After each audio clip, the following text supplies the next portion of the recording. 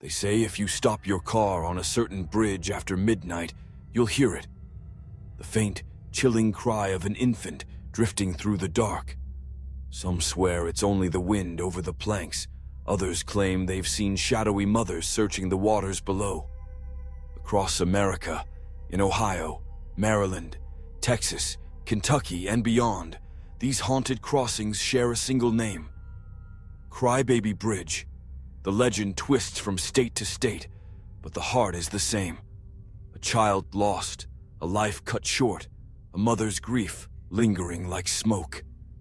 And when travelers test their luck on these bridges, they leave with stories of phantom cries, ghostly hands on their car doors, and cold fingerprints smudged into their windows. But why do so many towns have their own Crybaby Bridge? And why do the tales feel so similar, yet so disturbingly personal? It begins with a hush. Imagine an empty stretch of road, 2 a.m. Headlights painting rusted guardrails. The bridge looms ahead, its wood warped, its concrete cracked, the river beneath black as tar. You slow down, because everyone slows here. Your tires crunch on gravel, your breath fogs the windshield, and then, faintly, beneath the hum of the engine, comes a sound, a high, distant wail. A baby. Your hands grip the wheel. Your chest tightens. Logic claws at you. It must be an animal, or the echo of the river itself. But the sound grows sharper, closer, impossible to dismiss. And if you're brave or foolish, you'll do what the legend dares you to. You'll step out. You'll walk into the mist. You'll press your palms against the rusted railing and lean over the water. And that's when the stories say it happens. Some claim they've seen a bundle floating just below the surface, pale cloth shifting in the current. Others swear they felt small hands clutching their ankles, pulling, urging them to lean further. And more than a few insist that the cries twist into laughter the moment they turn to run. The origins of these tales are murky, stitched from scraps of local tragedy. In some towns, they whisper of mothers who drowned their infants in despair. In others, the blame shifts to accidents, wagons overturning, cars skidding off rain-slick roads, desperate attempts to save children from rising floods. But the result is always the same: a bridge marked by sorrow, and the echoes of a child who should never have died. In Ohio, one Crybaby Bridge legend tells of a young girl abandoned on the wooden planks in the late 1800s, her cries ignored until silence claimed her.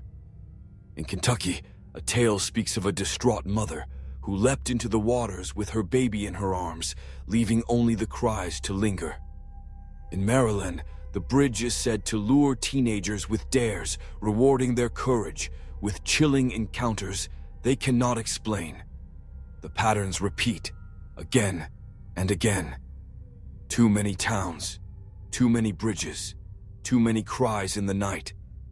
Some investigators argue it's folklore, a shared American ghost story, spread like wildfire across small towns. But those who've driven the roads insist the legends are more than words. They speak of sounds too sharp to be imagination, of icy hands brushing their arms, of wails that follow them home. And on one bridge in Texas, a man swore he parked at midnight, engine off, windows down. At first, there was silence. Then came the cries. Soft at first, then deafening, filling the car as though a child were in the seat beside him. He reached for the ignition, but the car wouldn't start. In the rearview mirror, he saw a figure, a woman in white, clutching empty air. He ran, stumbling into the night, and when he returned at dawn, his car was covered in tiny handprints. They call it Crybaby Bridge, and if you ever stop on one after midnight, you may discover why. On nights when the moon is hidden and the fog clings to the water, the bridges come alive.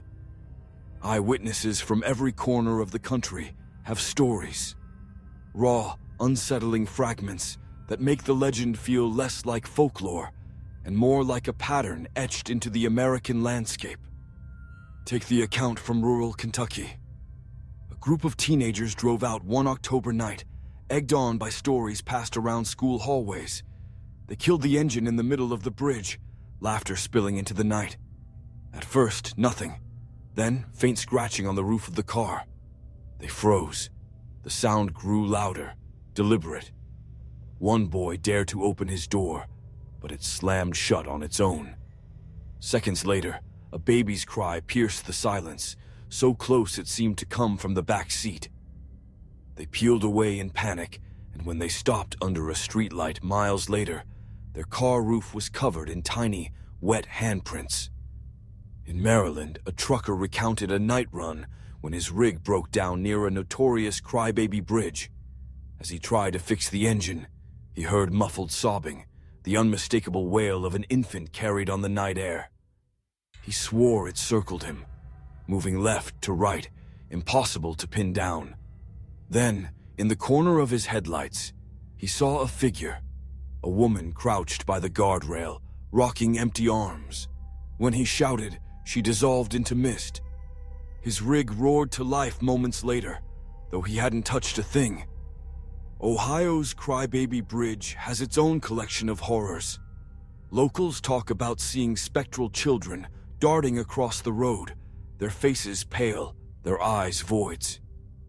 One man claimed that while driving late, his headlights caught a child standing still on the bridge, holding something in its arms. As he slowed, the bundle slipped from the child's grasp and tumbled into the water. He leapt from his truck, rushing to the railing, only to find nothing below. When he turned back, the child had vanished too. And then there are the tactile encounters, the kind that leave physical proof. Couples report cars rocking as if unseen hands push from all sides. Doors rattle, windows mist from the inside, and fingerprints, tiny, but unmistakable, cling to glass. Paranormal investigators have tried to debunk them, suggesting condensation or pranksters, but the sheer number of identical reports gnaws at doubt. One of the eeriest tales comes from Texas, where a young mother pulled over on a bridge late at night with her newborn asleep in the back seat. She needed a moment of rest, but within minutes, the baby awoke, screaming. She reached back to soothe her child, only to feel hands colder than ice clasp around hers. She spun, headlights flashing across an empty car seat. Her baby was still there, crying, untouched, yet the sensation lingered, a pressure that clung even as she sped away. What unsettles most is how the cries change. Witnesses describe them as fragile at first, soft enough to mistake for kittens or owls, but as time drags on, they sharpen, piercing, desperate, angry. Some say the cries even mimic familiar voices, a sibling, a parent, someone long gone, a cruel trick, pulling listeners deeper into the fog. Folklorists point to psychology, claiming the human mind projects fears onto dark, isolated places. Bridges are thresholds between land and water, safety and danger. Add local tragedies, and stories naturally grow. Yet even skeptics struggle with consistency. Why do so many unrelated bridges share the same curse? Why do the details match so closely across time and geography? People return anyway. Some out of curiosity, others out of bravado. But almost all leave with the same words trembling on their lips. I heard it. I heard the baby. Theories swirl like mist around these haunted bridges. Each explanation scratches at the surface, but none fully silences the cries. The first theory is rooted in folklore, passed down as cautionary tales. Bridges in many cultures are liminal spaces, thresholds between the living and the dead. Folklorists argue that Crybaby Bridge stories evolved to keep children safe from dangerous crossings, a grim reminder of accidents that stole too many young lives. The cries, they say, are echoes of parental warnings turned into legend. But the paranormal community sees more, Some believe the bridges act as spiritual magnets, collecting grief and tragedy until the very air holds memory. When midnight falls, that memory manifests as sound, phantom wails played on repeat, tethered to the place where innocence was lost. Others go darker. A handful of investigators claim the cries aren't echoes of the past at all, but bait. They suggest the legends mask something predatory, an entity that lures with vulnerability, pulling travelers closer until they can't escape. The mother in white, the rocking shadows, the tiny hands, illusions spun by something ancient, hungry, and unkind. And then there are the stories too strange to ignore. In Utah, paranormal teams reported electronic malfunctions on Crybaby Bridge. Batteries drained, recorders filled with static, and yet, hidden in the noise, faint cries too sharp to dismiss as interference. In Alabama, a psychic visiting one such bridge claimed the cries weren't of a child at all, but of something mimicking human pain, a distorted attempt to summon pity. She left before midnight, refusing to cross again. Still, skeptics hold firm. They blame owls, foxes, and wind through broken planks. They say teenagers fuel the legends with pranks and ghost hunts. They say grief leaves stains on towns, and people shape those stains into stories. Yet none can explain the handprints, hundreds of reports of them, appearing on cars where no child stood. None can explain why travelers across states, decades apart, describe the same laughter hidden in the cries. One final twist grips the legend. In some towns, silence is the real curse. Witnesses swear that when no cries are heard, when the bridge feels calm, tragedy follows soon after. A car accident down the road, a house fire in town, as though the cries are not hauntings at all, but warnings. Ominous lullabies, tring in failing to save the living. So, are Crybaby Bridges just cautionary tales, or are they something more? A nationwide haunting, repeating like a broken record, daring the curious to listen. Imagine yourself there, alone at midnight. You cut the engine. The world goes still. For a moment, there is only silence. And then, faintly, a sound. High, desperate, impossible to ignore. Would you lean closer? Would you risk looking into the black water below? The legend endures because no one wants to admit the truth. They went to prove it wrong, and instead, they came back shaken. Bridges are meant to carry us forward, to take us across. Yet these crossings seem to pull us back, into grief, into fear, into something none of us can explain. So next time you find yourself on a lonely road, with a sagging bridge stretching ahead and fog curling like fingers over the rails, ask yourself, do you hear it too?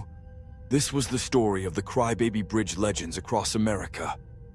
If you enjoyed this journey into one of the nation's most chilling myths, like the video, subscribe, and join us again as Silent Screams 50 uncovers the darkest legends hidden in plain sight. And one more question for you. Would you dare to stop on a Crybaby Bridge at midnight, roll down your window, and listen?